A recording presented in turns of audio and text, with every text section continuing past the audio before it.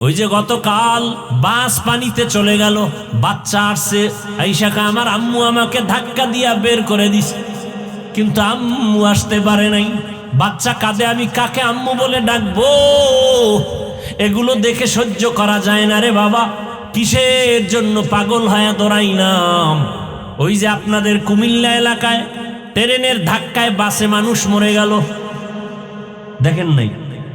কি দেখছেন? ঈদের জামা কাপড় পরে আছে, দেখেন নাই? ঈদের বাজার জামা কাপড় সব পরে আছে, জামা কাপড় নিয়ে যাবে আনন্দ করতে, কপাল বড় খারাপ, জামা কাপড় রাস্তায় পরে রইল, লাশ হয়ে গেল। আনন্দের জায়গায় কান্নার আওয়াজ, কান্নার আওয়াজ। আপনাদের পার্শ্বে নোয়াখালী ওমরা করতে গিয়া মা বাবা সন্তান সহ সব অ্যাক্সিডেন্ট করে মারা গেছে, একটা মেয়ে বেঁচে আছে। এটারে নিয়ে আসছে দেশে, জানায় না তোর মা বাবা মরে গেছে, বলছে হসপিটালে অসুস্থ। যখন আর লাশ আনতে পারে না, ওই মেয়েটাকে এতদিন খেলনা দিয়ে আনন্দ দিছে, কিন্তু যখন কানে আওয়াজ দিছে তোর আব্বু আম্মু নাই, বাচ্চাটা হাউমাউ করে কান্না করে, আমি কাকে আম্মু বলে ডাকবো, কাকে আব্বু বলে ডাকবো? কিসের আনন্দ রে বাবা? এমন একটা দিন নাই যে যুবকের লাশ নাই, পানির নিচে লাশ, গাড়ির নিচে লাশ, ঘুমের বিছানায় লাশ। কয়েকদিন আগে বরযাত্রী বিয়া কইরা রওয়ানা গাড়িতে, সব একসাথে শেষ খুলনা এলাকায়। একটু কি চিন্তা করছি কি উপায় হবে আপনার আমার মরণকাল? হে খোদা দয়াময় রব্বুল আলামিন।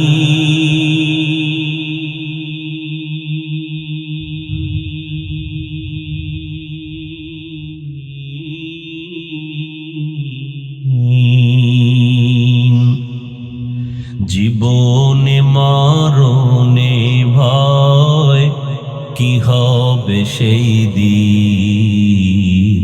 হে খোদা, হে খোদা দয়াময় রব্বুল আলামিন।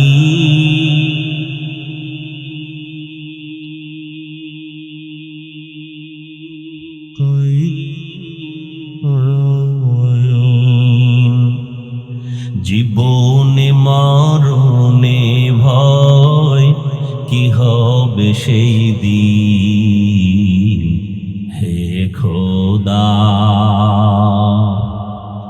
ধরাতে আসিয়াজি বড়ই অসহায়,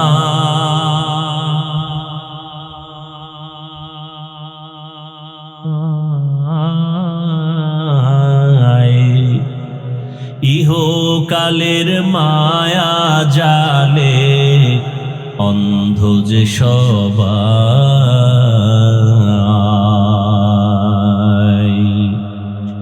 ধরাতে আসিয়াজি বড়ই অসহায়,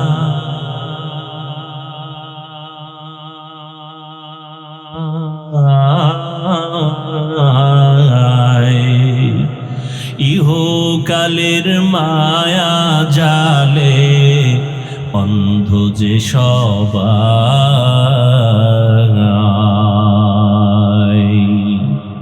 দাও হেদায়াত মুক্তি দাতা, দাও হেদায়াত মুক্তি দাতা, গফুরুর রহিম।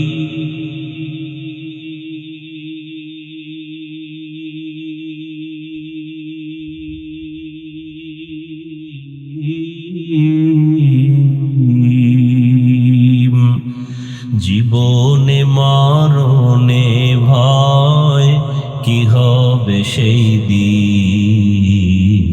হে খোদা, হে খোদা দয়াময় রব্বুল আলামিন।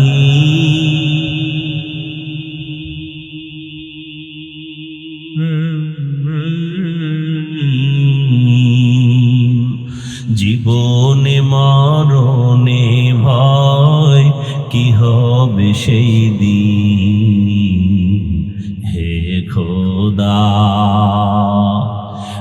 মাউতু কাসিন কুল্লু নাসিন শারিবু কবরু বাইতিন কুল্লু নাসিন দাখিলু। এরে আমার কলিজার যুবক বাবারা, ও পর্দার আড়ালের মা বোনেরা, ও বৃদ্ধ বাবাজিরা,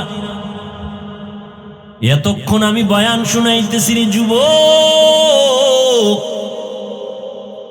শুরুতেই বলেছিলাম আমাদের আল্লাহ এক, নবী এক, কোরআন এক, কাবা এক, ধর্ম এক, কালেমা এক। কিন্তু আমাদের চলাফেরার মধ্যে এত দূরত্ব কেন, ব্যবধান কেন, পোশাক কেন আলাদা? আমাদের আল্লাহ এক, নবী এক, কালেমা এক, ধর্ম এক, কাবা এক, পোশাকও তো এক হবে। অথচ কেমন আমি টুপি খুলতে গেলে লজ্জা পাই, আর তুমি রসুলের আশেক হইয়া টুপি মাথায় দিতে গেলে লজ্জা পাও। জানি না তুমি কোন জগতের মুসলমান। আমি দাড়ি কাটতে গেলে লজ্জা পাই, তুমি দাড়ি রাখতে গেলে লজ্জা পাও। জানি না তুমি কোন জগতের মুসলমান। আমি মসজিদে না ঢুকলে লজ্জা, তুমি কেমন মুসলমান যে মসজিদে ঢুকতে গেলে লজ্জা। আমি নামাজ না পড়লে লজ্জা, তুমি কেমন মুসলমান যে নামাজ পড়তে গেলে লজ্জা। আমি পর্দা না করলে লজ্জা পাই, তুমি কেমন মুসলমান যে পর্দা করতে গেলে লজ্জা পাও। একই আল্লাহর বান্দা, একই নবীর উম্মত, এক কোরআন, এক হাদিস, এক কাবা, এক কালেমা, এক ধর্ম। এরপরেও টুপির বয়ান দেওয়া লাগে আলাদা। আবার নামাজের বয়ান দিতে হয়, পাও ধরে ধরে ধরে ধরে বুঝাই। হিন্দুদের যদি বুঝাইতাম ওরা মদিনার আশেক হয়ে যেত, খ্রিস্টানকে যদি পাও হাত দিয়া বুঝাইতাম ওরা আশেক হয়ে যেত। কিন্তু হলো কি আজ বুঝলাম না, এক আল্লাহর গোলাম হওয়ার পরেও কেন এক মসজিদে এক জামাতে আমরা হাজির হতে পারি না? এক নবীর উম্মত হইয়াও কেন এক পোশাকে চলতে পারি না? টুপি মাথায় দিতে বাধা কেন? দাড়ি রাখতে বাধা কেন? পর্দা করতে বাধা কেন? তবে এই বাহাদুরি কেন রে বাবা? কিসের আশা? টাকা পয়সা দুনিয়া কই? টাকাওয়ালার টাকা আছে, টাকাওয়ালা মরে গেছে। যমুনা গ্রুপের মালিক করোনায় মারা গেল, কিচ্ছু নিয়ে যেতে পারে নাই, 3টা সাদা কাপন। করোনায় পড়িয়া কোটি কোটি টাকা দিতে চাইলো ডাক্তারকে সিঙ্গাপুরে নেওয়ার জন্য। আমার প্রাণটা ভিক্ষা দাও। কোটি কোটি হাজার কোটি টাকা দিয়েও প্রাণ আর ফেরত পায় নাই। ও যুবক, তার মানে আমি এটা বুঝাতে চাই না এলাকার সব যুবকেরা আমাদের মতো হুজুর হয়ে পাগড়ি লাগাও, তা বলতে চাই না। আমি তাবলীগের সন্তান, তার মানে তোমরাও সব তাবলীগে যাও, না হয় জাহান্নামে যাইবা, তাও বলবো না। আমি কওমি মাদ্রাসার সন্তান, তোমরাও কওমি মাদ্রাসায় যাও, স্কুলে তালা লাগাও, তাও বলতে চাই না। বরং আমি বলতে চাই তুমি স্কুলে পড়ো, কলেজে পড়ো, চাকরি করো, ব্যবসা করো, বাধা নাই। ওখানে থেকে তুমি মদিনার আদর্শ অনুযায়ী চলো। ওখানে থেকেই তুমি ডাক্তার হও, ইঞ্জিনিয়ার হও, তুমি প্রফেসর হও, তুমি ওসি ডিসি এসপি হও, বাধা নাই। বরং আমি দিল খুলে দোয়া করে গেলাম তুমি ওখানে থেকে ডাক্তার হও, নবীর আদর্শ মতো চলো, কোনো বাধা নাই। একটু মাথা ঘুরাইয়া চোখটা খুলিয়া গভীরভাবে তাকাও। আমাদের মতো হুজুর হতে বলি না, তোমার মতো লাইনের যুবকটা তাকাইয়ে দেখছো স্কুল কলেজে পড়িয়াও 5 ওয়াক্ত নামাজ পড়ে আসে না নাই? আর ওয়াজের দরকার নাই, তোমার জন্য এটাই জীবনের শেষ ওয়াজ। তুমি নিজেকে প্রশ্ন করো, তোমার কপালে কার বরদোয়া লাগছে, কার অভিশাপ লাগলো? তুমি কেন স্কুলে পড়ে নামাজ পড়তে পারো না? তোমার মতো যুবক র্যাব, আর্মি, পুলিশ, বিডিআরের চাকরি করে নামাজ পড়ে, সত্য বলো আছে না নাই? বলো তুমি কেন পারো না?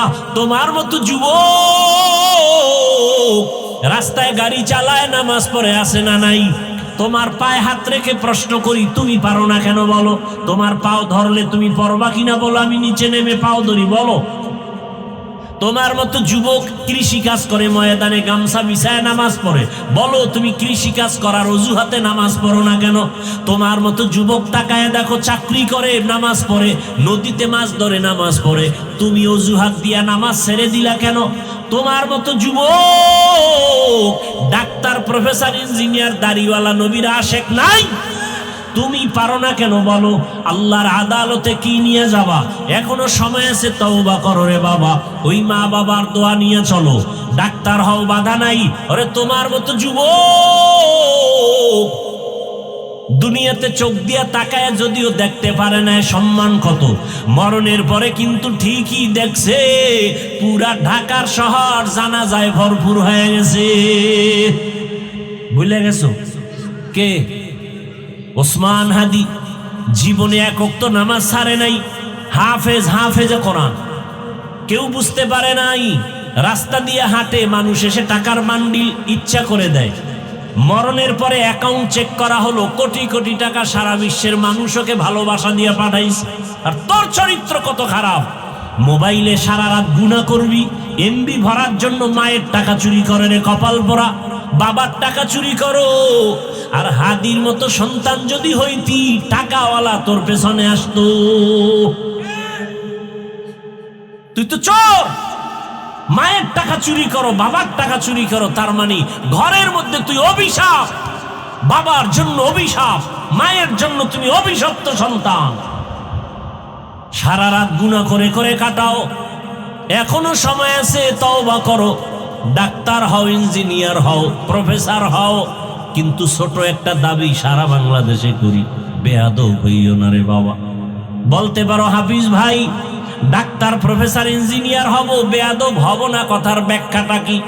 ব্যাখ্যাটা সহজ, তিনটা জায়গায় বেয়াদবি করবা না। আল্লাহর কসম একবার, আল্লাহর কসম দুইবার, আল্লাহর কসম তিনবার, ওয়াল্লাহি বিল্লাহি তাল্লাহি। তিন জায়গায় যদি তুমি বেয়াদবি না করো, ডাক্তার হলেও তুমি চির সম্মানিত হবে, ইঞ্জিনিয়ার হলেও তুমি জগৎ বিখ্যাত সম্মানের চেয়ার পাবে, চ্যালেঞ্জ দিলাম। আর যদি তিন জায়গায় বেয়াদবি করো, আল্লাহর কসম ডাক্তার হলেও জুতার বাড়ি খেয়ে তাসনিমার মতো পালাতে হবে। তাসনিমা নাসরিন এমবিবিএস ডাক্তার, কিন্তু কপাল এতটাই খারাপ, আর মরলেও লাশে জমিনে আসবে কিনা সন্দেহ। অন্যদিকে তাকাইয়া দেখো, ডাক্তার জাকির নায়েকের নাম জানোনি যুবক? সম্মানিত নাকি অসম্মানিত? টাকার গরম, ক্ষমতার গরম। আমার দেশের তাসনিমা নাসরিনও ডাক্তার, ওদিকে ডাক্তার জাকির নায়েকও ডাক্তার। ডাক্তার জাকির নায়েকের জন্য গোটা দেশ, গোটা দুনিয়াবাসী পাগল। টাকার গরমে না, ক্ষমতার পাওয়ারে না, একমাত্র আদওয়ালা রাসূলের আদর্শের কারণ। আর কেমনে বুঝাইলে সঠিক পথে আসবা বলো? এরপর তো বললাম পাও ধরলে আসবা, বলো নিচে নেমে আসি, পাও ধরি। তারপরে বলছি যুবক, কয়দিন আর গুনাহ করবি? মানুষের মনে শখ থাকে, সিনেমা হলের মধ্যে গেলে কি না জানি মজা, পার্কে পার্কে গেলে কি না জানি মজা। মনের শখে কম তো যাও না, এবার পায়ে হাত রেখে বলি তওবা করে ফিরে যাও। মনের শখে দাড়ি কাটছো, কি জানি মজা, এবার হাতে পায়ে অনুরোধ করে ধরে বলি এবার তওবা করো। মনে শখ লাগছে নারীদের নাচ গান দেখবা, মজা, মনের শখ মিটে নাচ গান করছো, এবার ফিরে যাও, তওবা করো। আগামীকাল বেঁচে থাকার গ্যারান্টি আছে? আগামীকাল বেঁচে থাকার গ্যারান্টি নাই। নিজেরাই তো মিডিয়ায় তাকায় দেখো, এমন একটা দিন নাই যে মরণের খবর আর কান্নার আওয়াজ নাই। ওদের দিকে তাকাইয়াও কি তোমার দিল নরম হয় না? ওরে ঘুমের মধ্যেও কি মরণ হতে পারে না? পারে না? এরে যুবক, ওই তিন জায়গার দোয়া নিয়ে আগাও। এক নাম্বার জায়গা মা বাবা, দুই নাম্বার জায়গা শিক্ষক, তৃতীয় জায়গা উলামায়ে কেরাম। এই তিন জায়গার দোয়া নিবা, কসম আল্লাহ জীবনটা ধন্য হবে। ডাক্তার হলো, প্রফেসর হলো, ইঞ্জিনিয়ার হলো, এমপি হলো। আর এই তিন জায়গায় যদি বেয়াদবি করো, ডাক্তার হলেও জুতার বাড়ি, ইঞ্জিনিয়ার হলেও জুতার বাড়ি। মা বাবার দোয়া নিয়ে চলো, শিক্ষকের দোয়া নিয়ে চলো, ওলামায়ে কেরামের দোয়া নিয়ে সামনে আগাও। অনুরোধ, যদি অজান্তে কোনো বেয়াদবি হইয়াই যায়, মায়ের কাছে গিয়া ক্ষমা চাও, বাবার কাছে গিয়া ক্ষমা চাও। শিক্ষকের সাথে যদি গোপনে বেয়াদবি হইয়াই থাকে অজান্তে, গোপনে গিয়া ক্ষমা চাইও, আল্লাহ তোমার মর্যাদা বাড়ায় দিবেন। ওলামায়ে কেরামের সাথে যদি দূরে থাকিয়া বা কাছে বসে অজান্তে বেয়াদবি করিয়াও থাকো, গোপনে গিয়া ক্ষমা চাইও, কপাল খুলে যাবে। ও আমার যুবক, মা বাবার দোয়া ছাড়া সফলতা আসবে না, কসম আল্লাহ। শিক্ষকের দোয়া ছাড়া লেখাপড়ায় কামিয়াবি আসবে না, আল্লাহর কসম। যারা শিক্ষকের সাথে বেয়াদবি করেছে তারা রাস্তায় পাগল হয়ে ঘুরতেছে। বহু যুবকের দেখছি ল্যাংটা পাগল, কিন্তু ইংলিশে কথা কয়। আমি দেখছি বিষয়টা কি, ভালো ছাত্র ছিল, বেয়াদবি করে বদদোয়া নিয়ে পাগল হয়ে গেছে। বহু যুবক দেখছি রাস্তায় পাগল হয়ে ঘুরে, আরবিতে কথা বলে। ভেবে দেখলাম কারণটা কি, মাদ্রাসার ভালো ছাত্র ছিল, বেয়াদবি করার কারণে বদদোয়া লাগছে, পাগল হয়ে গেছে। অনুরোধ, আলেম ওলামার বদদোয়া নিলে কপাল নষ্ট হয়ে যাবে, চরিত্র আর ভালো হবে না। ও পর্দার আড়ালের আম্মা জানেরা, আপনাদের সন্তানটা ডাক্তার হবে, কোরআন পড়বে, রুগী দেখবে, নামাজ পড়বে, মা বাবার জন্য দোয়া করবে। মনটা কি চায় না এমন একটা সন্তানের মা হয়ে কবরে যাবেন? আপনারা নবী না, নবীদের মায়ের মতোই তো দামি মা। আপনারা তো হাফেজে কোরআনের মায়ের মতো দামি মা। এরে আম্মা যান, সন্তানটাকে ইঞ্জিনিয়ার বানাবেন, কোরআন পড়ায়া দেন, আদবালা বানায়া যান, আপনার জীবনটাও সুনামের হবে। সন্তানও আজীবন দোয়া করবে, এক সময় মনে মনে বলবে আমার মা বাবা এত ভালো, আমার আব্বা আম্মার কারণে আমি ভালো রাস্তায় চলি। আজকে স্কুলে কলেজে পড়িয়াও একটা মিথ্যা বলি না। আমার আব্বা আম্মার আদর্শ ভালো ছিল, আমার মা বাবা কখনো মোবাইলে গুনাহ করে নাই, আমার মা বাবা পরস্পরে ঝগড়া করে নাই, আমার মা বাবা কখনো তর্ক বিতর্ক করে নাই, সময় নষ্ট করে নাই, নামাজ বন্ধ করে নাই, আজান হলে নামাজে দাঁড়ায় যাইতো। আম্মা জানেরা, ভালো একটা আদর্শ সন্তান রেখে গেলে আজীবন সন্তান কথা বলবে, মনে করবে, কলিজা ভরে দোয়া করবে। আর যদি আপনাদের আদর্শ খারাপ হয়ে যায়, সন্তানটা এক সময় খারাপ হয়ে নিজেরা বদদোয়া দিবে, ধিক্কার দিবে, আর বলবে আমার মা বাবার আদর্শ ভালো ছিল না, মা বাবা সারাদিন রাত ঝগড়া করতো, গালাগালি করতো, আমি কেমনে ভালো হব? আমার মা বাবা আর আদর্শের কারণে আমি খারাপ হয়ে গেলাম। আমার মা বাবা মোবাইল নিয়ে পড়ে থাকতো, আমার আব্বা বেগানার দিকে তাকাইতো, আমার আম্মা বেগানার সাথে মোবাইলে কথা বলতো, আমার মা বাবা নামাজের ধারেও যেত না। আজ আমার মা বাবার কারণে আমি ভালো হতে পারি নাই। অতএব আমি মা বাবাদেরকে অনুরোধ করি, এখনো সময় আছে, তওবা করেন, আল্লাহর কাছে দোয়া করেন, চোখের পানি ছেড়ে সন্তানটাকে বুঝাইয়া দিনের পথে রাখেন। ডাক্তার হলেও যেন নামাজ ছেড়ে না দেয়, ইঞ্জিনিয়ার হবে, নামাজ ছাড়বে না, কোরআন তেলাওয়াত ছাড়বে না, এমন একটা সন্তান তৈরি করার জন্য রেডি হয়ে যান। মায়ের দোয়ার সে আজিমে যাইতে দেরি হবে না। যুবকদেরও বলি, এখনো সময় আছে, দোয়া নিয়ে আগাও, মা বাবার দোয়া নাও। বাবার দোয়া আল্লাহর আদালতে চলে যাবে। অন্যায় যদি করে থাকো, ওই মা বাবা তোমার কেমন বড় ছায়া, কেমন বড় সম্পদ, এটা মরে গেলে তুমি বুঝবা, তখন আফসুস করেও লাভ হবে না। ওরে যার মা নাই, যার বাবা নাই, সে বুঝে মা বাবা কেমন সম্পদ, কেমন রত্ন। যার মা নাই, বাবা নাই, দোয়ার দরজাগুলো বন্ধ হয়ে গেছে। আর যার মা বাবা আছে, তার দোয়ার দরজা খোলা আছে। বাসায় যাইয়া আল্লাহর কাছে তওবা করে যাও, মনে মনে আমার আল্লাহকে ডাকো। আর জীবনে নামাজ ছাড়বা না, দাড়ি কাটবা না, বেপরদায় চলবা না, মা বাবার সাথে বেয়াদবি করবা না। ওলামায়ে কেরামের দোয়া নিয়া, পরামর্শ নিয়া, শিক্ষকের দোয়া নিয়া, নবীর আদর্শ মেনে চলবা। ঘরে গিয়া মায়ের দোয়া নিয়া চলবা। মাকে গিয়া যদি বলো, মা জীবনে কত বেয়াদবি করেছি, আজকে ওয়াজের প্যান্ডেলে কত যুবক তওবা করলো, মোনাজাতে কান্না করলো, ও মা আমার চোখে কেন পানি নেই? গুনার কারণে আল্লাহ বেজার হয়ে গেছে, আজকে তোমার কাছে ক্ষমা চাই, তুমি আমার মাথায় হাত দিয়া দোয়া করে দাও, আর বেয়াদবি করব না। মা তুমি আমাকে মাফ করে দাও। যদি মাকে বলতে পারো, দেখবা মায়ের চোখে পানি চলে আসবে। এ তো 300 বারের একটা আমল গেল এক ধ্যানে একসাথে। আর সব সময় পড়তে থাকবেন, হাঁটতে, চলতে, উঠতে, বসতে দরুদ। গাড়িতে বসে আছেন, গল্প করেন কেন? দরুদ শরীফ পড়েন। দেখেন কিভাবে অ্যাক্সিডেন্ট হচ্ছে প্রতিদিন। আমাকে একজনের দোয়ার জন্য বাসায় ডাকলো, মহব্বত করে গেলাম। ঘরের মধ্যে বিভিন্ন সমস্যা, এখন প্রায় বাড়ির মধ্যে ঝামেলা, জিনের সমস্যা বেশি। আর বাথরুম হলো জিনের আড্ডাখানা। বাথরুম কি, গিয়ে দেখি রুমে রুমে ছবি ছবি ছবি ভরপুর, অর্ধুলঙ্গ নারীদের ছবি। আর বাথরুমের দরজা মরজা খোলা, জুতা নাই। তো আমি বললাম এখানে দোয়া করলে সব দোয়া তো এখানে থেকে যাবে, আরশে আজিমে তো যাবে না, রহমত বন্ধ।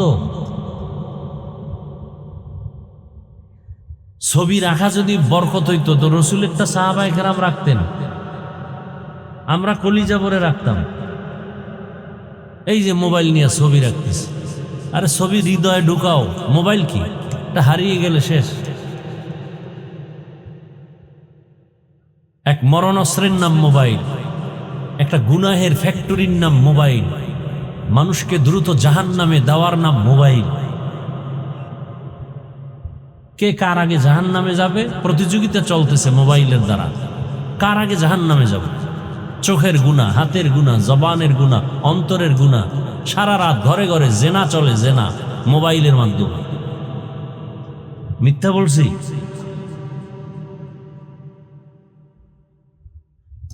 মুসিবত আসবে না কেন? আপনি এখান থেকে কুমিল্লা যাবেন, বরুড়া যাবেন, গাড়িতে উঠছেন, ঘর থেকে বের হওয়ার সময় তো আপনার সুন্নত অনুযায়ী বের হবেন, ডান পা দিয়ে বের হবেন, রসুলের সুন্নত। সুন্নত মানলে সে সুন্নি আশেক, যে সুন্নত মানে না সে তো রসুলের আশেক না, সে তো ভণ্ড। রসুলের সুন্নত কি? ঘর থেকে বের হলে কোন পা? ডান পা দিয়ে বের হবে এবং দোয়া পড়বে, বিসমিল্লাহি তাওয়াক্কালতু আলাল্লাহ। কার উপরে ভরসা? কয়জনে পড়েন? আচ্ছা পারেন না, বিসমিল্লাহও কি পারেন না? তো শুধু বিসমিল্লাহ বলে বের হন। এরপরে দরুদ ইব্রাহিমী পড়েন একবার। আমি তো এগুলো জেনে শুনে বলতেছি, আর আমি আমল করি আলহামদুলিল্লাহ, আমল না করে আপনাকে বলছি না। বিসমিল্লাহ বলে বের হবেন ডান পা দিয়া, এবং দরুদ ইব্রাহিমী পড়বেন, যেটা নামাজে পড়ি একবার। এরপরে যখন কোনো বাহনে উঠবেন 5টা সূরার আমল করবেন, বিসমিল্লাহ সহ, কুল ইয়া আইয়ুহাল কাফিরুন, এরপরে ইজা যা, এরপরে কুল হুয়াল্লাহ, বিসমিল্লাহ সহ, এরপরে সূরা ফালাক, এরপরে নাস। আল্লাহ একদল ফেরেশতা আপনার পাহারাদার বানায় দিবেন, বাড়ি পর্যন্ত আবার পৌঁছানো।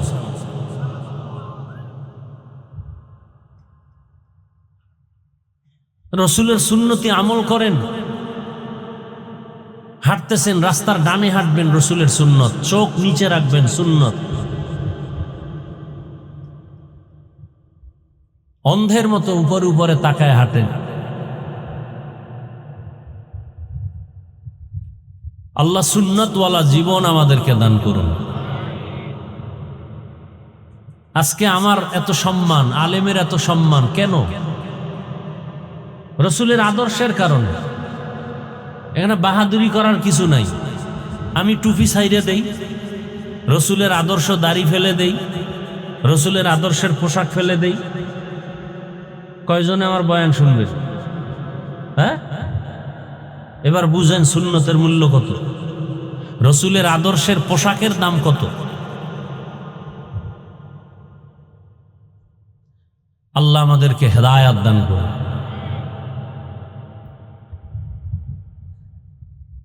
সবার জন্য দোয়া করি যারা এই সুন্দর আয়োজন করেছেন, সময় পরামর্শ দিয়েছেন, অর্থ দিয়েছেন, প্যান্ডেল করেছেন, মাইক লাইট দিয়ে সহযোগিতা করেছেন। আল্লাহ সবাইকে কবুল করুন। দোয়া করতে এত কৃপণতা কেন? দিল খুলে দোয়া করুন। উলামায়ে হযরত আলোচনা করেছেন, উলামায়ে কেরামদের কথাগুলো আমাদেরকে সহি তরিকায় আমল করার তৌফিক দান করেন। উলামায়ে কেরামের ইজ্জতকে আল্লাহ বেশি বেশি বাড়ায় দেন। উলামায়ে কেরামের ইজ্জত নষ্ট করার চক্রান্ত যারা করে, আল্লাহ তাদের হেদায়াত দান করেন। আমি আপনাদের দোয়া নিতে আসছি। অসুস্থতার মাঝেও প্রোগ্রাম শুরু করেছি। দীর্ঘদিন অসুস্থ, আপনাদের দোয়া আল্লাহ নিয়ে আসছেন। আমরা তো এক পুলসিরাতের উপরে অল টাইম চলাফেরা করি দুনিয়ার লাইনে। 24টা ঘন্টা আপনারা ঘুমান, আমরা রাস্তায় দৌড়াই। দ্বীনের জন্যই আল্লাহ সর্বাবস্থায় হেফাজতের ব্যবস্থা করেন। আপনাদের ধৈর্যের উপরে কিছু আলোচনা রাখব, তবে আপনাদের দোয়া লাগবে, কারণ একজন সাধারণ মানুষের দোয়াও বড় দামি, বড় দামি।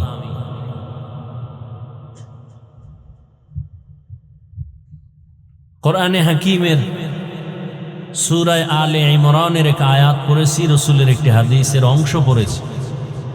ইখলাস রুহানিয়তের সমন্বয়, সহি নিয়তে সহি তরিকায় সহি কিছু কথা আয়াত হাদিসের আলোকে আমি বলতে পারি, আপনারা শুনতে পারেন, সে তৌফিক আমার আল্লাহ দয়া করে আমাকে দান করুন, আপনাদেরকেও দান করুন।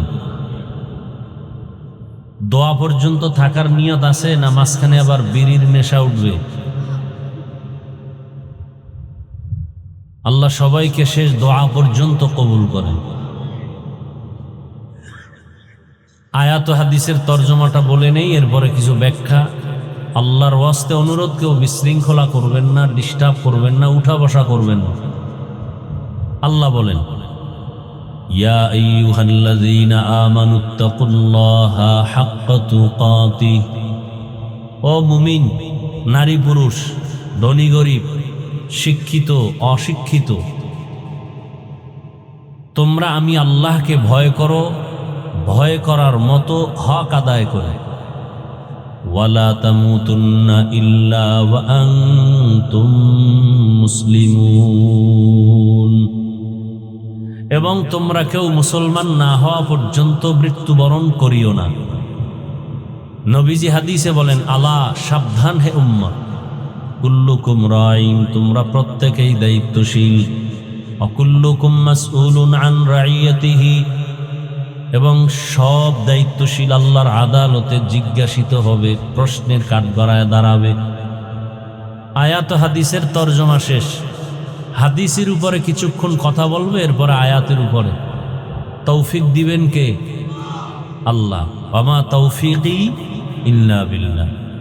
আল্লাহ তৌফিক না দিলে সম্ভব তাআতু তৌফিকে তাআত হামজাতু ই আমানাত ওয়া ইজাবাত হামজাতু। তৌফিক এটা আল্লাহর স্বতন্ত্র একটা নিয়ামত। পয়গম্বর সুলাইমান আলাইহিস সালাম, তার বাবার নাম জানেন কেউ? কেউ জানেন না? সুলাইমান নবীর বাবার নাম কি? দাউদ আলাইহিস সালাম। একদিকে তারে আল্লাহ দান করছেন নবুয়ত, অপরদিকে আল্লাহ তাদেরকে দান করছেন হুকুমত। একদিকে নবী, অন্যদিকে রাষ্ট্র পরিচালক, রাজনীতিবিদ ব্যক্তি। আমরা তো রাষ্ট্র চালানোটাকে স্বাভাবিক ভাষায় রাজনীতি বলি, ঠিক না?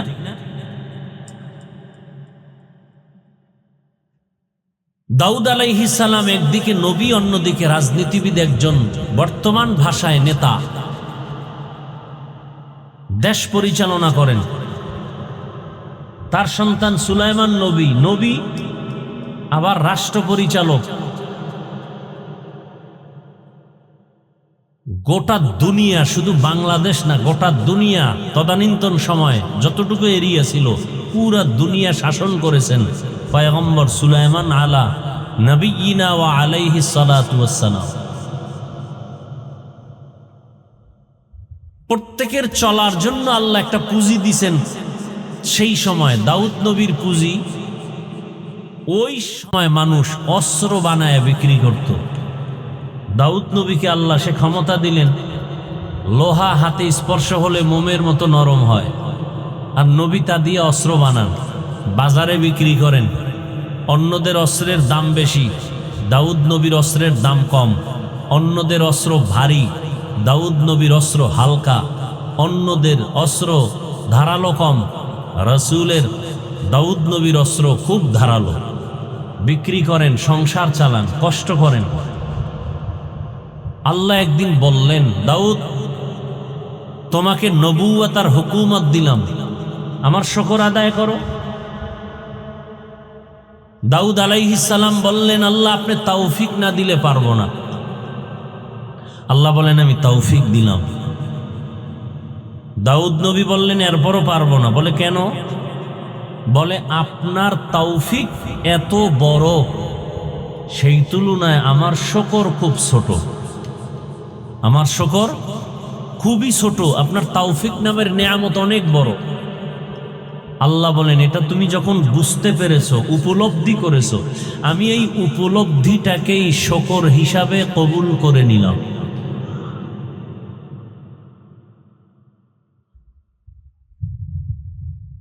তাহলে তৌফিক এটা আলাদা স্বতন্ত্র একটা আল্লাহর দেওয়া নেয়ামত। আল্লাহ তৌফিক না দিলে সম্ভব না।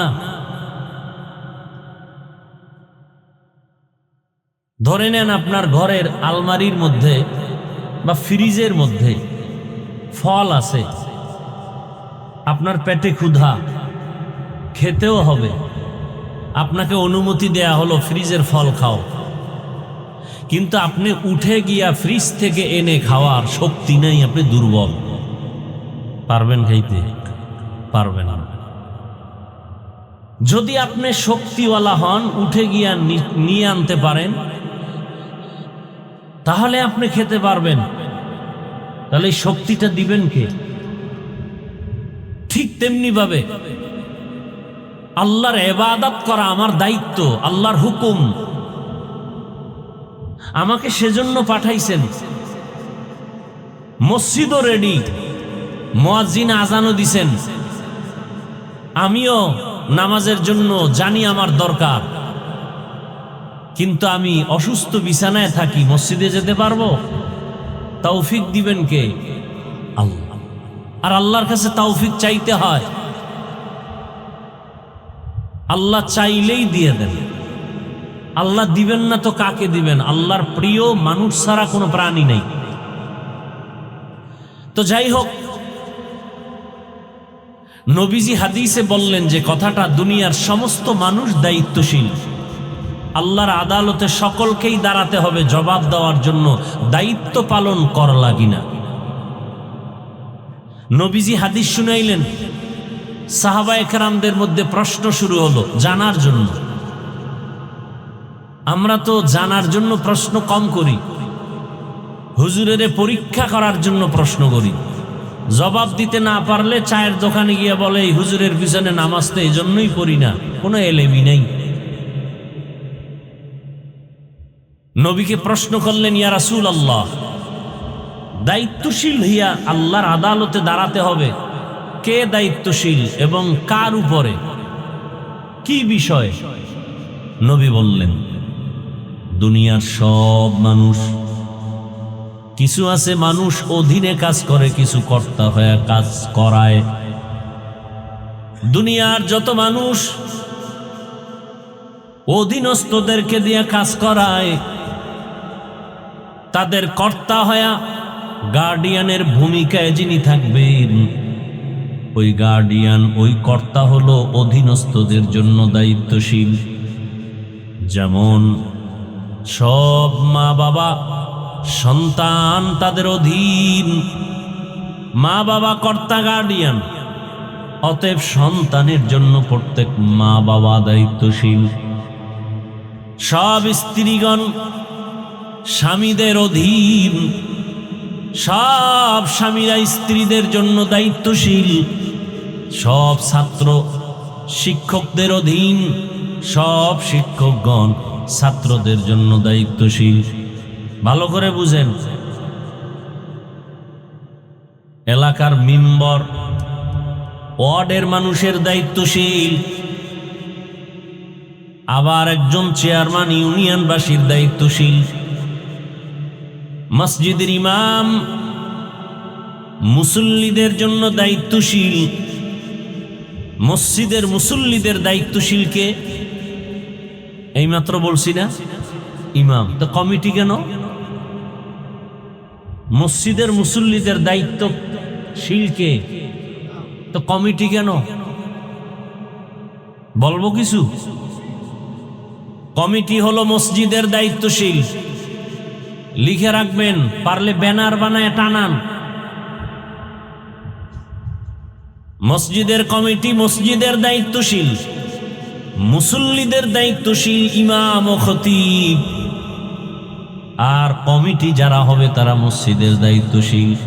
টিনের ঘর বিল্ডিং বানাও, একতলার দোতলা বানাও, ফ্যান লাগবে রেডি করো, এসি লাগবে ব্যবস্থা করো, মাইক লাগবে ব্যবস্থা করো, ইমাম বেতনটা টাইম মতো পায় যেন ব্যবস্থা করো, মুসল্লিরা আরামে নামাজ পড়তে পারে বিছানা দাও, দরজা খুলে রাখো, দারোয়ান দাঁড়ায় রাখো, মানুষ যেন দরজা এসে ফিরে না যায়, আরামে নামাজ আদায় করতে পারে।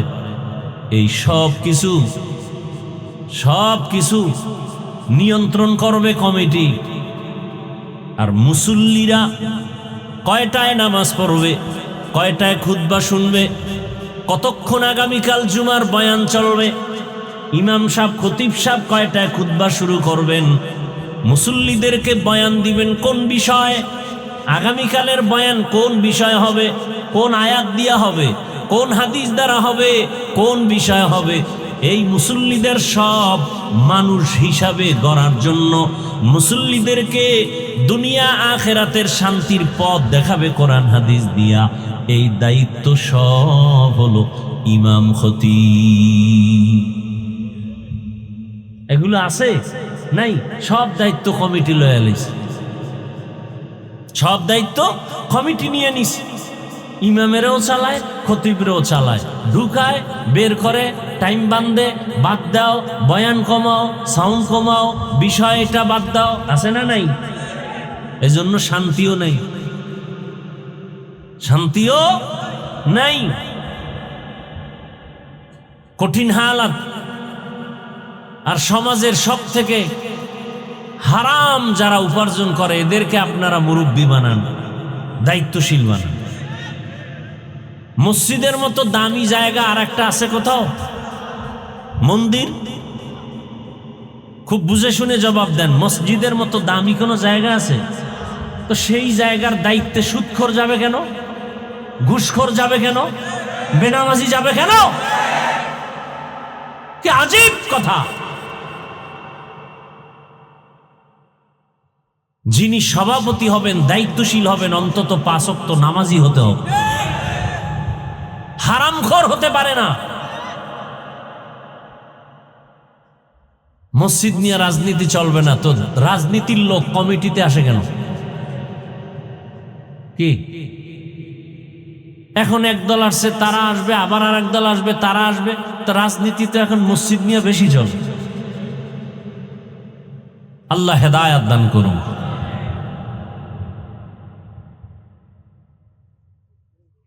হ্যাঁ, সুদের বয়ান তো করাই যায় না। কি ভাই, আমি বলবো আমারে ফিরায় কে? কালকে জুমায় বয়ান করুক না কেউ, রাতের বেলা টেলিফোন আসবে, হুজুর 1 মাসের ছুটি। কি 1 মাসের? বলবে কেন? বলে শিয়ালের হাতে মুরগি আমানত। শিয়ালের হাতে মুরগি আমানত দিলে কয়দিন পাবেন? কয়দিন পরে পাবেন? পাবেন? ও তো খেয়ে পেটে কিমা বানায় ফেলবে। শিয়ালের হাতে মুরগি রাখলে যা হয়, সুদখোর ঘুষখোরের হাতে ধর্মের চাবি রাখলে তাই হয়।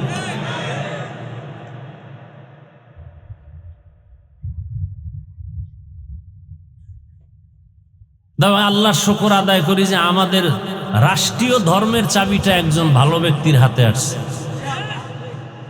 কি আল্লাহ তাকে কোরআন সুন্নাহ অনুযায়ী তার দায়িত্ব পালন করার তৌফিক দান করেন। চিনেন না তাকে? খুব ভালো মানুষ, আল্লাহ তার হায়াতে বরকত দান করেন। দেশ পরিচালনায় যারা আসবেন, একটা কথা সকলের মনে রাখতে হবে, ইসলামের উপরে আক্রমণ করে একদিনও টিকতে পারবেন না, জীবনে সম্ভব না। বরং উলামায়ে কেরামকে সাথে নিয়ে যদি চলেন, 50 বছর টিকবে, থাকবে, কেউ বাধা দিবে না। কথা বলেন না? সত্য কথাটা বললাম, আপনি মানেন না মানেন সেটা আপনার ব্যাপার। যখনই ইসলামের উপর আক্রমণ, যখনই আলেমদের উপর আক্রমণ, তখনই পতন। মসজিদের দায়িত্বশীল ইমাম ও খতিব, স্ত্রীদের জন্য দায়িত্বশীল স্বামী,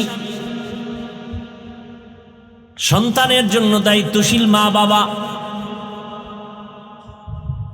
আরেকজন সাহাবী বললেন, পয়গম্বর,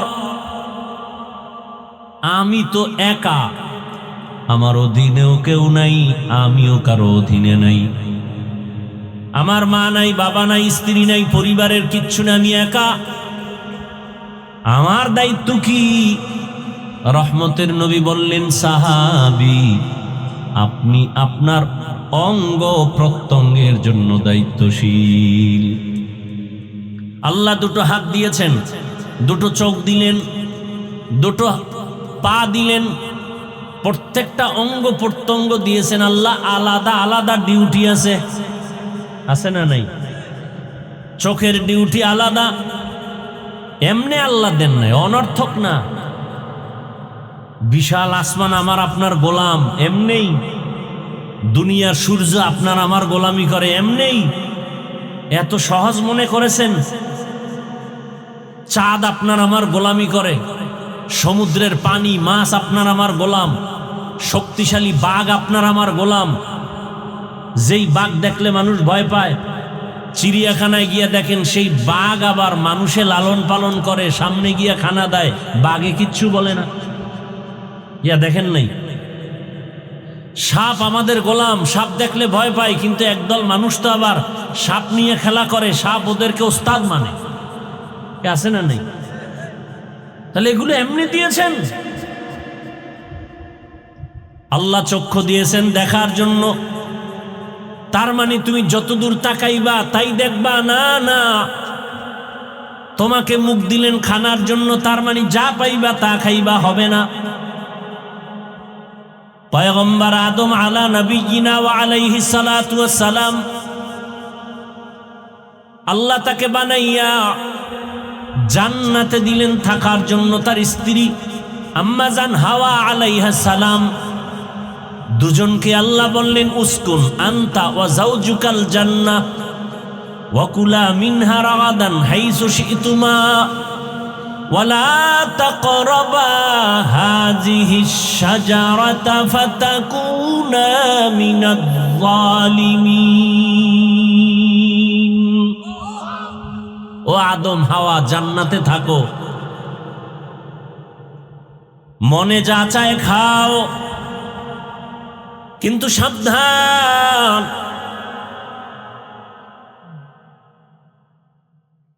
একটা গাছকে উল্লেখ করে বললেন, ওই গাছের কিনারায়ও যাবা না, লা তাকরাবা হাযিহি শাজারা।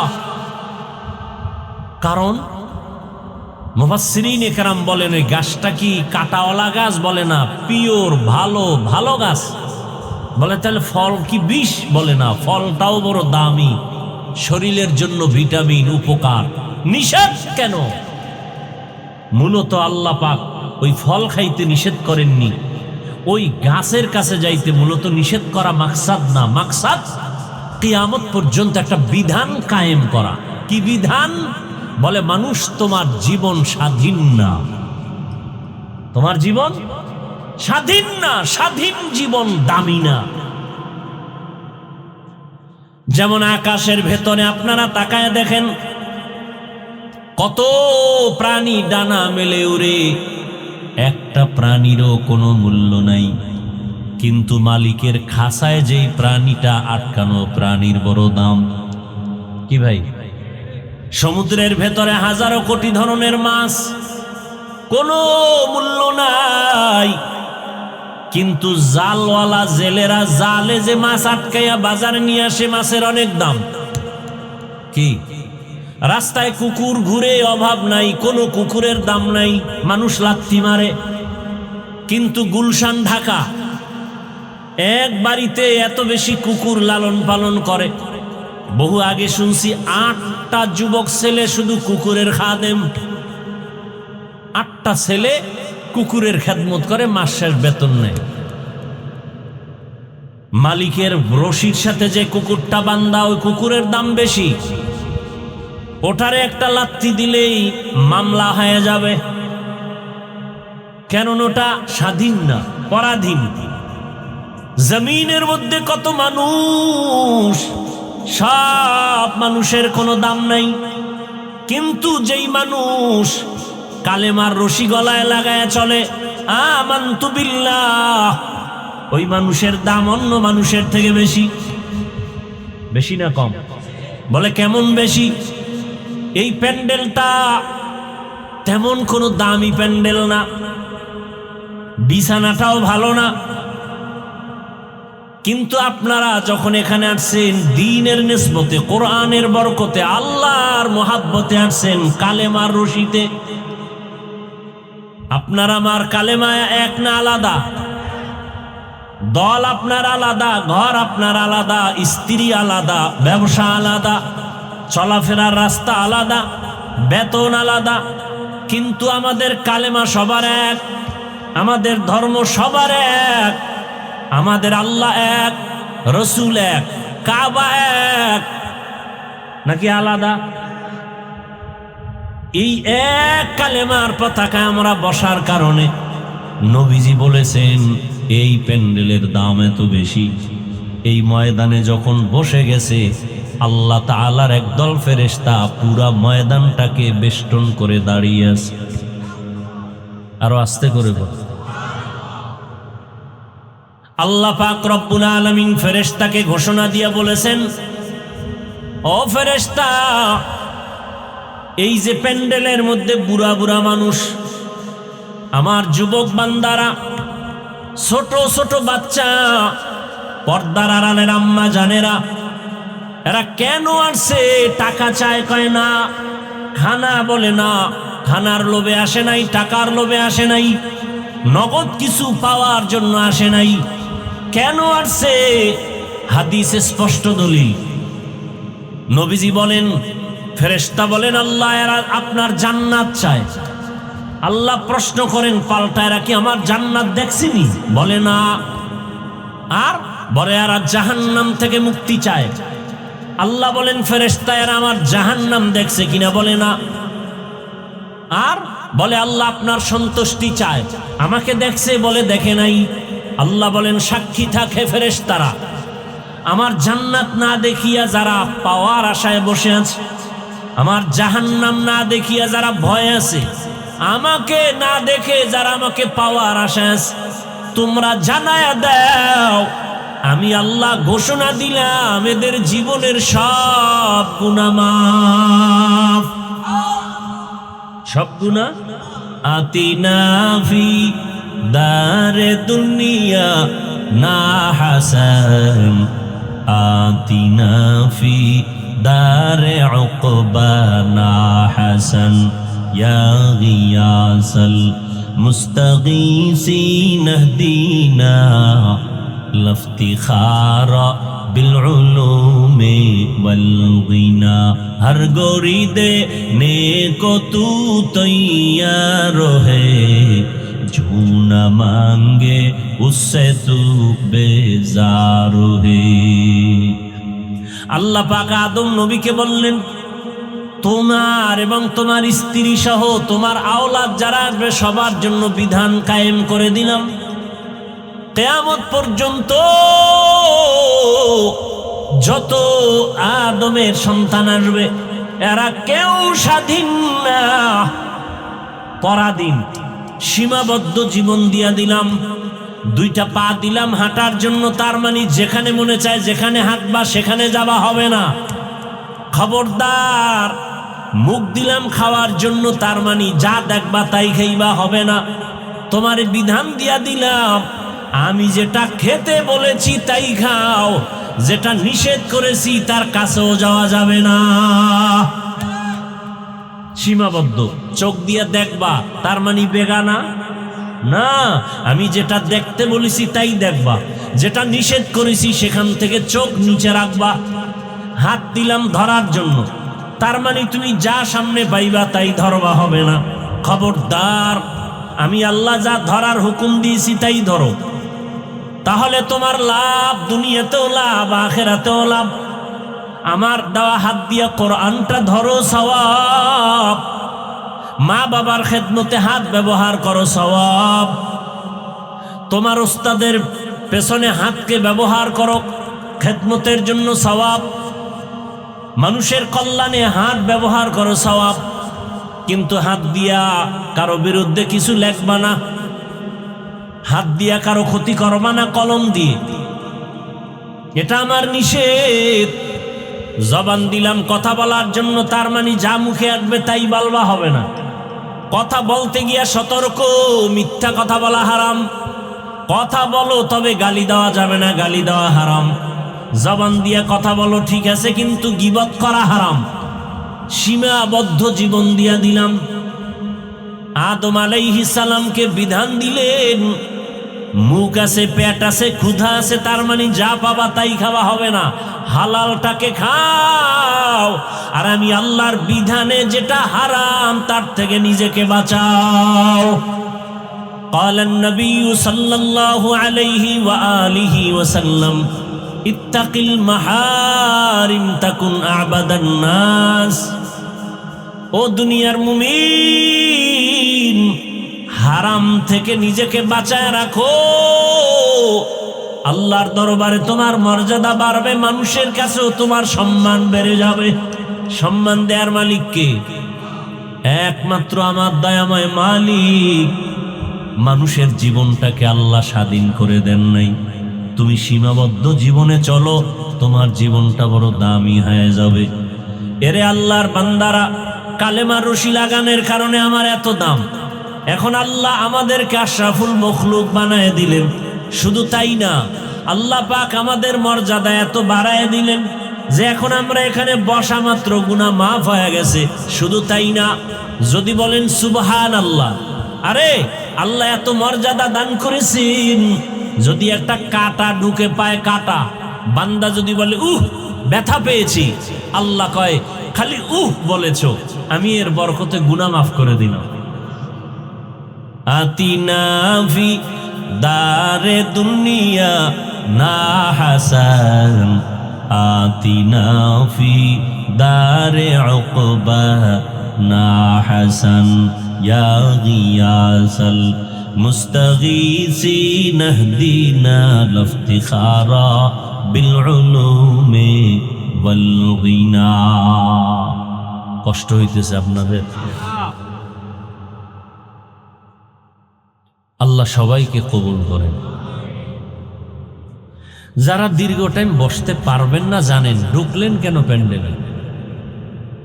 হ্যাঁ, আমাদের ক্ষতি করাটাই কি আপনার কাজ? আল্লাহ আপনাকে আমাদের ক্ষতি করার জন্য পাঠাইছে না? হ্যাঁ, নিজে ভালো কাজ করবেন না, আমরা ভালো কাজ করব তাও করতে দিবেন না। আপনার জীবনটা এত নষ্ট কেন? এখানে তো জোর করে কাউকে বসানো হয়নি, জোর করে আনা হয়েছে। আসিলে স্বাগত পাবে, হেথা পাবে ঠাই, নীরবে আসন নিবা, কোনো বাধা নাই।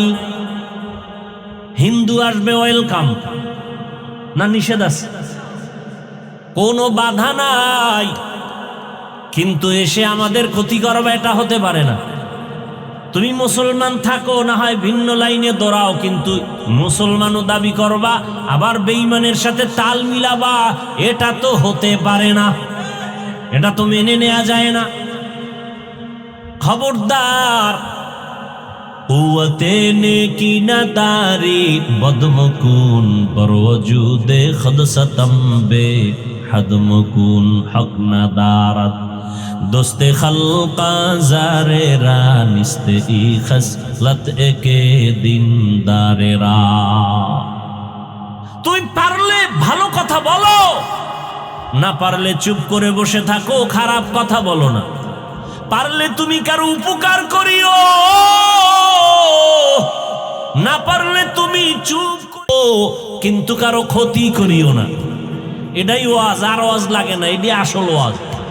পারলে তুমি কারো সুনাম আর প্রশংসা করো, না পারলে চুপ করে থাকো, কারো বদনাম বলিও না। পারলে কারো উপকার করো, না পারলে চুপ থাকো, কিন্তু কারো ক্ষতি করিও না। এর নাম তাকওয়া। কুওয়াতে নে কি না তারি বদমকুন বরওজুদে খদ সতম্বে হদমকুন হক না দারত দোস্তে খলকা জারেরা নিস্তে ই খসলত কে দিন দারেরা।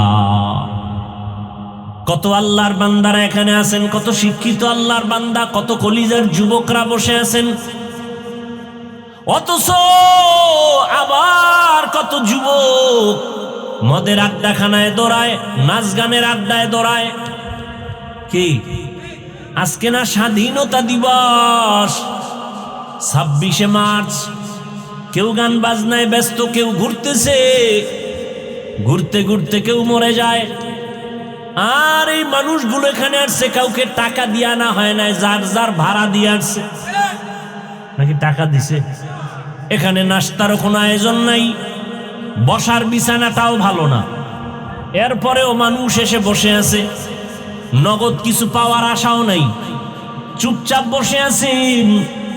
এগুলো দেখার পরেও কি মুমিন তোমার অন্তরটা নরম হয় না? এতগুলো মানুষ বসে আছে, তুমি কেন উঠে যাও? তোমার অন্তর কেন এত দুর্বল? তুমি কি পারো না সবার সাথে বসে মোনাজাত দিয়া মা বাবার জন্য দোয়া করে, কান্না করে, তওবা করে একসাথে বাড়ি যাবে?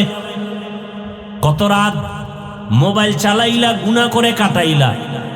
আজকের রাতটা একটু নেক আমলে ময়দানে কাটাও। আল্লাহর কুদরতের ক্যামেরায় ফেরেশতারা ছবি উঠায় নিবেন। কিয়ামতের ময়দানে দেখবেন জীবনের একটা রাত কোরআনের বাগানে বসা। যদি নিয়তটা সহি হয়, হাসরের ময়দানে আমার আল্লাহ এতটুকু কাজের বরকতে জান্নাত দিয়ে দিবেন। আল্লাহ পারেননি? আল্লাহ তো সেই দয়াময়। আমার আল্লাহর মতো দয়াওয়ালা কেউ নাই। বড় বড় বেঈমানকে আল্লাহ পাক জান্নাতের দরজায় নিয়ে নিছেন। আল্লাহ কত বড় দয়াময়। পর্দার আড়ালের আম্মা জানেরা, বোনেরা, মাইকের আওয়াজ শুনতেছেন, আপনার মতো কত মা, কত বোন এই এলাকায় এখনো আছে, 5 ওয়াক্ত নামাজ পড়ে পর্দা করে, আছে না নাই? ভিন্ন মা বোনদের বলি, আপনারা কেন নামাজ পড়তে পারেন না? বলেন, কেন আপনারা পর্দা রক্ষা করে চলতে পারেন না রে মা? কেন স্বামীর খেদমতে তার মাল হেফাজত করতে পারেন না? বলেন, কয়দিন আর দুনিয়াতে বাঁচবেন? চোখের সামনে প্রতিদিন দেখতেছেন, মা মাথায় হাত দিয়া বলবে, ও আরশে আজিমের মালিক, আমার কলিজার সন্তানটাকে তুমি মাফ করে দাও, কবুল করে নাও। মা যখন দোয়া করবে আরশে আজিমে চলে যাবে রে বাবা। ওই মা বাবার দোয়া নিয়া তুমি স্কুলে পড়ো, কলেজে পড়ো, চাকরি করো, মনটাকে বুঝাইয়া চলো। তোমার মতো যুবক যদি জেনারেল লাইনে থাকিয়া নামাজ পড়ে মা বাবার আদর নিয়ে চলে, তুমি পারবা না কেন? এখনো সময় আছে। যদি শয়তানের ধোঁকা থেকে বাঁচিয়া এখনো তওবা করতে পারো, নাজাতের দরজা খুলে যাবে। এখনো যদি তওবার নিয়াত করতে পারো খাঁটি ভাবে, জানি না কার কপাল খুলবে, কার কপাল পুরবে জানা নাই। যার কপাল চায় তওবার জন্য তৈয়ার, আর মরিয়া গেলে নামাজ ছাড়বা না, দাড়ি কাটবা না, বেপরদায় চলবা না। মা বাবার দোয়া, শিক্ষকের দোয়া, উলামা একরামের দোয়া নিয়া নবীর আদর্শ মেনে চলবা। তওবা করার মতো যদি অন্তর তৈরি হয়, মুনাফিকি যদি না থাকে, খাঁটি তওবার নিয়ত যাদের আছে, দুটো হাত আমার আল্লাহকে দেখায়া দাও। আয় আল্লাহ, হাতগুলো কবুল করে নেন, তওবা কবুল করে নেন। তওবার উপরে